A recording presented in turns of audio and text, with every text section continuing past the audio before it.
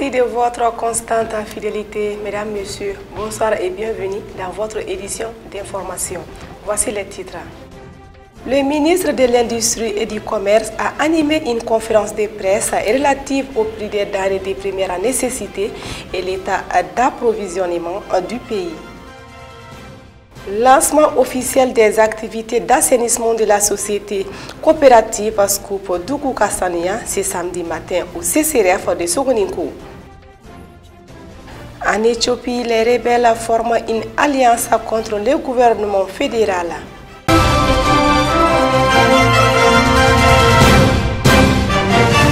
Voilà donc pour les titres. Bienvenue à tous.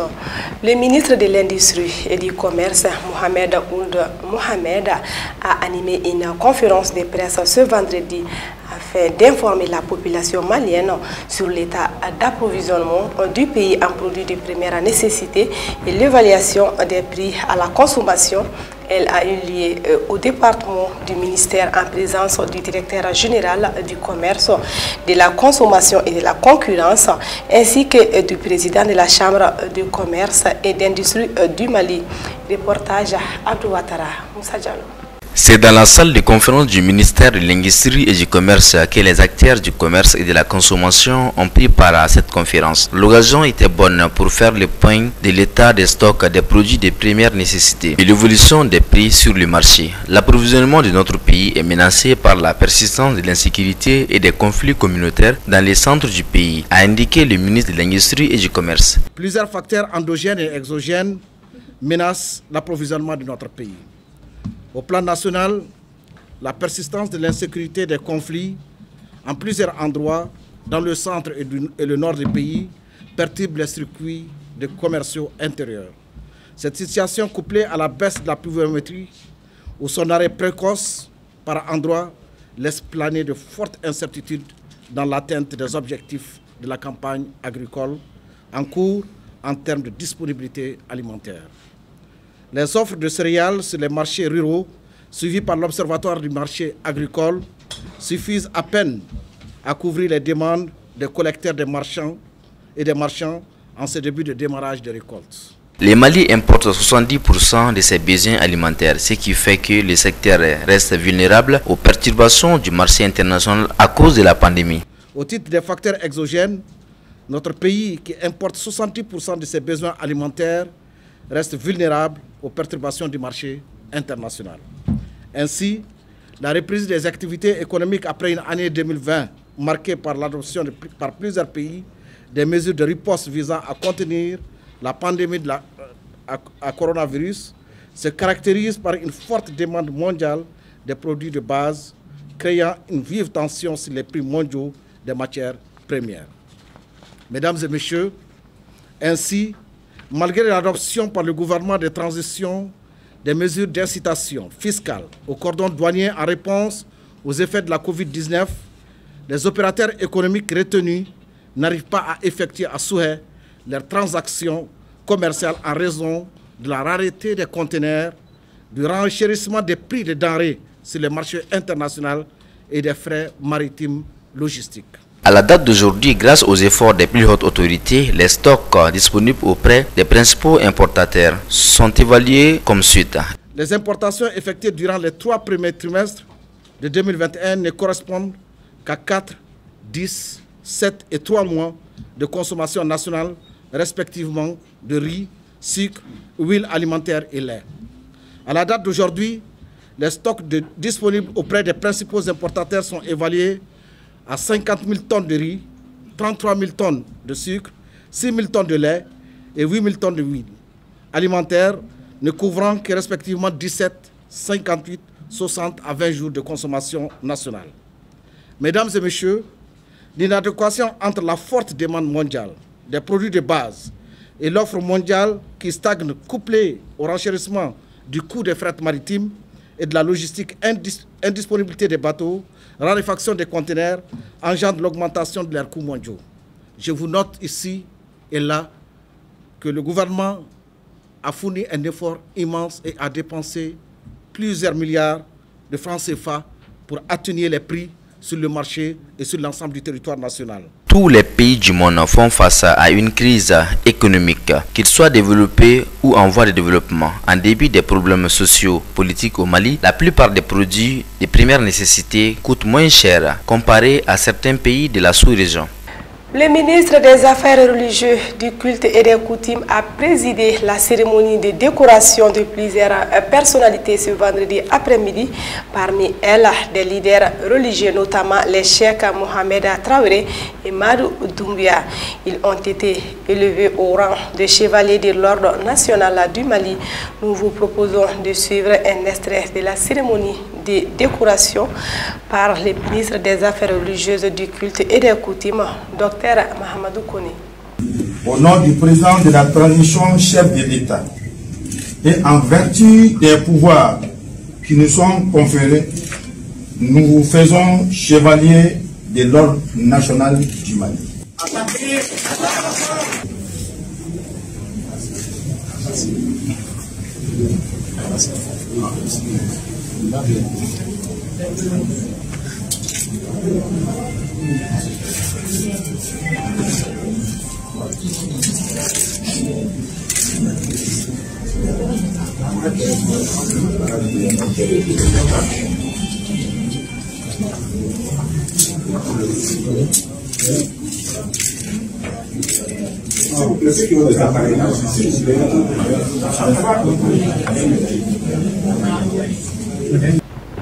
La société coopérative Scoop Dougouka Sanoya a procédé ce samedi matin au lancement des activités d'assainissement en commune 6 du district de Bamako.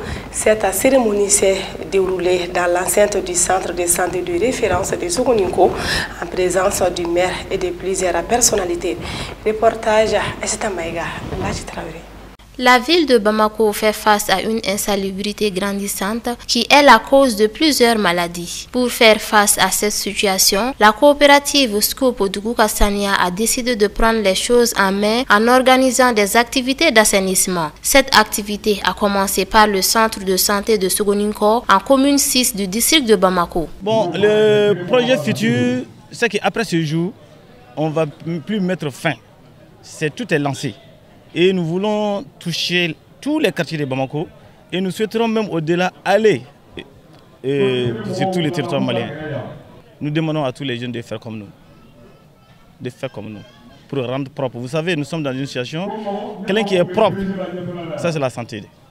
La propriété est liée à la santé et nous demandons à tous les jeunes de faire comme nous.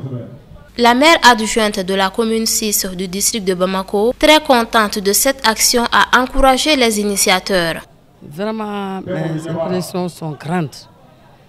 Vraiment, j'ai été surprise par l'initiative des jeunes de la commune 6. Vraiment, j'encourage les jeunes, cette initiative. Moi, je suis dépassée même. Je crois qu'ils continuent. L'avenir du pays, ce sont les jeunes. Ils continuent, que ça ne soit pas la première fois, que ce soit la première fois, mais que ça ne soit pas la dernière fois. Ils ont qu'à sensibiliser les autres jeunes à faire comme eux. Pour la responsable de l'hygiène du CCRF de Sogoninko, ces genres d'actions doivent être pérennisés pour le bien-être de la population malienne. Mes impressions, je veux que de tels actes soient continuels. Ça continuel. Parce que si on parle de l'hygiène, on parle de la santé, on parle de tout. Parce qu'on ne peut rien faire sans l'hygiène. Quand il y a l'hygiène, il y aura une bonne santé, une bonne vie.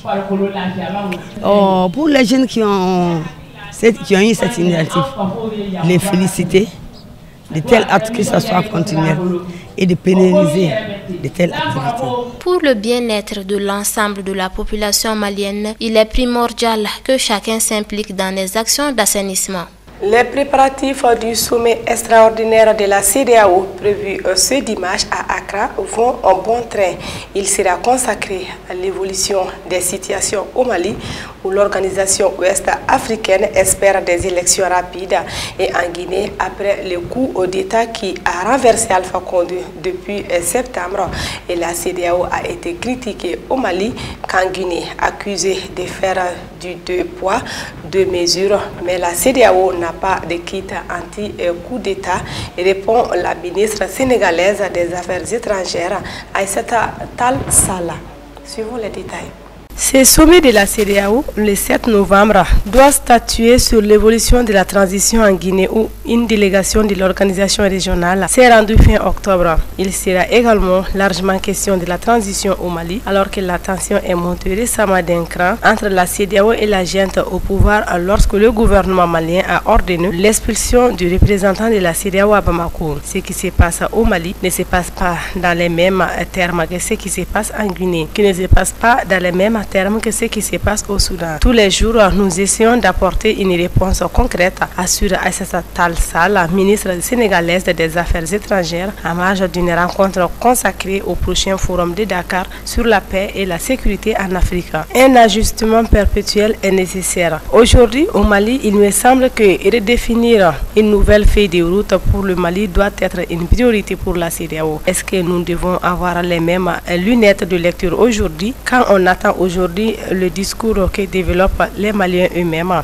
Est-ce que nous devons y aller avec les mêmes principes que ceux que nous avons énoncés lors du premier coup d'État ou lors du second coup d'État? Nous sommes dans l'ajustement perpétuel parce que ce sont des situations qui bougent de façon quotidienne. Voilà la responsabilité de la CEDEAO et ce ne sont pas des choses simples. On n'a pas un kit tout prêt anti-coup d'État. Si vous pensez que c'est cela, la CEDEAO, alors assistez au débat et aux discussions et vous verrez qu'il n'y a pas un kit prédisposé anti-coup d'État ou voilà ce qu'on donne pour la Guinée, voilà ce qu'on donne pour le Mali. Le commissariat de police du 16e arrondissement, à travers sa brigade de recherche, a démantelé un réseau de cambriolaires de magasins de vente de téléphones portables et accessoires. Les éléments de l'ABR ont lancé une enquête suite au cambriolage d'une boutique au quartier Soutiba la nuit du 11 octobre 2021. Après leur arrestation, les délinquants ont tous été placés sous mandat de dépôt. Soumouyattara pour plus de détails. De sources dignes de foi, c'est sur la plainte d'une victime suite au cambriolage de son magasin de vente de téléphones portables et accessoires situé en face du rond-point général Soumaré au quartier Soutiba dans la nuit du 11 octobre 2021 que la brigade de recherche du commissariat de police du 16e arrondissement a diligenté une enquête sur instruction du commissaire principal de police Yaya Nyambeli. Des premiers éléments de l'enquête, il ressort que le magasin en question, un conteneur en acier inoxydable, ne présentait aucune trace d'infraction sur la porte et sur les fenêtres. Aussi, la boutique n'avait pas de caméra de surveillance ni de gardien. Toutefois, les enquêteurs ont relevé sur place des empreintes de chaussures derrière le magasin et un trou fait par derrière et soigneusement caché. Pour les enquêteurs, la perfection avec laquelle le trou a été effectué laisse croire qu'il s'agit bien de l'œuvre d'un véritable professionnel dans le maniement d'un chalumeau, une perceuse ou autre matériel de perforation. Malgré le professionnalisme avec lequel ce forfait a été commis, les éléments de la brigade de recherche ont pu résoudre cette énigme en montrant aux auteurs de ce cambriolage qu'ils savent certainement faire des trous avec la perfection requise, mais qu'ils ne savent pas faire disparaître les traces les plus évidentes sur une scène de crime. Un crime n'est jamais parfait, a-t-on coutume de dire. En effet, en remontant les pistes, les flics du 16e arrondissement ont procédé à l'arrestation d'un premier suspect répondant aux initiales BK dans la journée du 22 octobre 2021. Ce dernier, après avoir reconnu les faits, a lui reproché, n'a pas hésité à dénoncer ses complices, dont MD, ST et MZC. Présentés au procureur le 27 octobre dernier, 3 d'entre eux ont été placés sous mandat de dépôt pour vol qualifié, association de malfaiteurs et complicité. Quant au 4e, il a été poursuivi non détenu. 10 novembre 2020, 10 novembre 2021, cela fera un an dans quelques jours que l'ancien président Amadou Toumani Touré nous a quittés. Au total, 5 activités phares sont prévues du 10 au 13 novembre 2021 pour commémorer le premier anniversaire du décès de l'ancien président feu le général Amadou Toumani Touré. Parmi ses activités figurent l'inauguration de la bibliothèque ATT et le lancement d'un recueil de ses discours de 2002 à 2012 au siège de la Fondation pour l'enfance à l'ACI 2000, l'inauguration d'un fourrage à Farako Muntukula, sans oublier l'exposition photo sur son parcours de mars 1991 à mars 2012 à la pyramide du souvenir. Toutes ces activités sont placées sous la haute présidence de son épouse, Madame Touré Lobo Traoré. L'ancien président fait le général Amadou Toumani Touré est décédé le 10 novembre 2020 à Istanbul.